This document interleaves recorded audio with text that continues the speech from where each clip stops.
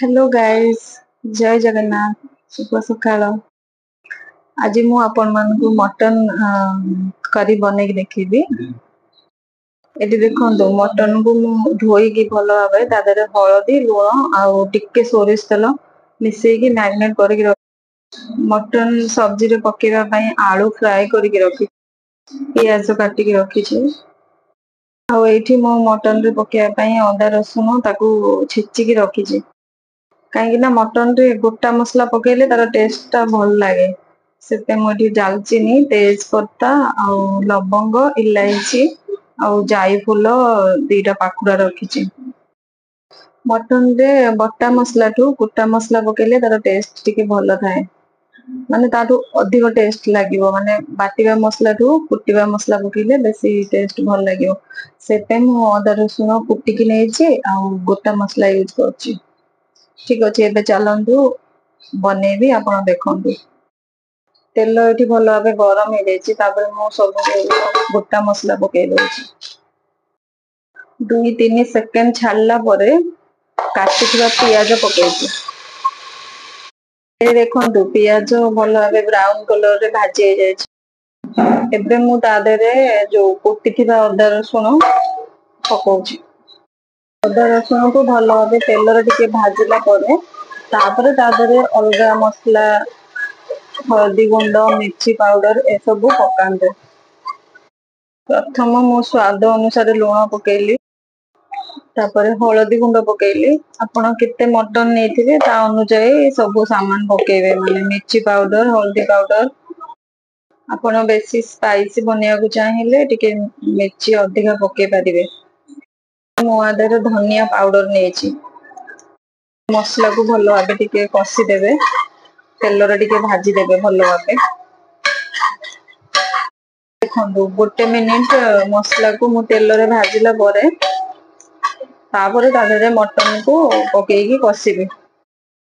एठी देखंतु मु मटन पके देछि।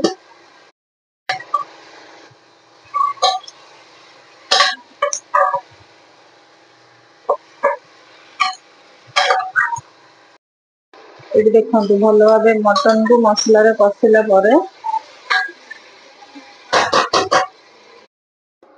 भलो भाबे कसिला परे टिके मो ढक्कन लगेई के एंते रखि देली। 2 मिनिट ढक्कन रखिला परे तापर काढी दियंतु। तादरे आपण जोटा मटन रो जो गुंड मसला यूज करथुए सेटा पके परिबे। मु इठी एमडीएच रो यूज करूची से पई एमडीएच मीट मसला पकेछि। एठी देखंतु मटन को कसिला परे तार कलर भी चेंज हो जायछि। सिटी लगेबा आगरो मटन को बहुत भलो भाबे टिके कसी देबे नहले मसला रो वासना आसीबो। देखंतु मु भलो भाबे मटन को कसी देछि तादरे मु हल्का पानी देके सेटा कुकर ढक्कन टा लगेबी। एठी देखंतु मु हल्का पानी दोछि बेसी नाही बहुत कम पकेला परे टिके मिक्स कर देंगे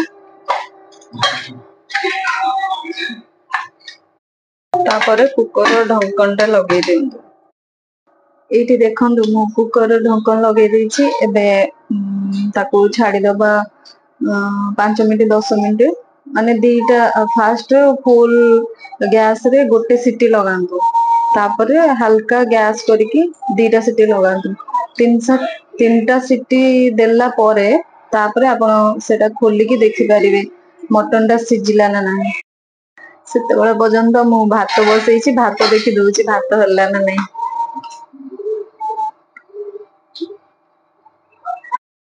एबे मु 3टा सीटी लगे देली।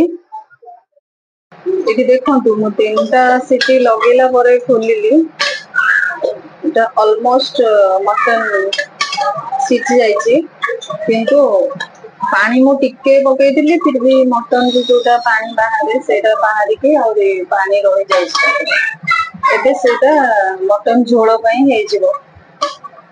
मु तादरे जो आलू फ्राई करके रखिथिली सेटा पकेबी तापर एथिरे मु गोटे टमाटर काटी नेछि। एबे देखंतु मु तादरे भाजिथिबा आलू और टमाटर को तादरे पके देछि भलरे एटा मिक्स कर देली ଆଉ ଥରେ ଗୋଟେ ସିଟି ଲଗେଇଦେବି, କାହିଁକି ନା ଆଳୁଟା ପକେଇଲି ନା, ଆଳୁଟା ସିଝିବ। ଆଉ ଟମାଟର ବି ପକେଇଛି, ଟମାଟର ଟିକେ ସିଝିବ। ଆଉ ମଟନ ବି ହାଲକା ଟାଇଟ୍ ଥିଲେ ସେଇଟା ସିଝିଯିବ, ଆଉ ମିକ୍ସ ହେଇଯିବ ଜୁସରେ, ଝୋଳରେ ସେଟା ମେଲ୍ଟ ହେଇଯିବ। ଟମାଟର ଟା ଆଉ ମସଲା ବି ଠିକ ସେ ଧରିବ ମଟନକୁ। ଆଉ ଗୋଟେ ସିଟି ଲଗେଇବି। ଏଠି ଦେଖନ୍ତୁ ମଟନ କରି ରେଡି ହେଇଯାଇଛି। ଆପଣଙ୍କୁ ଦେଖିକି କେମିତି ଲାଗୁଛି, ଭଲ ହେଇଥିବ ନା ନାହିଁ? ପାଟିରୁ ପାଣି ଆସୁଛି ନା?